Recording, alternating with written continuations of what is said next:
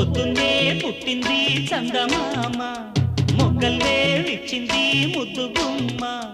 మౌనంలో పుట్టవ గీతిగా, స్నేహంతో మీటవ మెల్లగా. తొలి పొద్దండి అందాలు ఈనాడు నిద్రలేచి ముత్యాల ముగ్గులు పెట్టే బన్నెల వాకిట్లో. పొద్దున్నే పుట్టింది చందమామ, మొగ్గల్లే విచ్చింది ముద్దు గుమ్మ.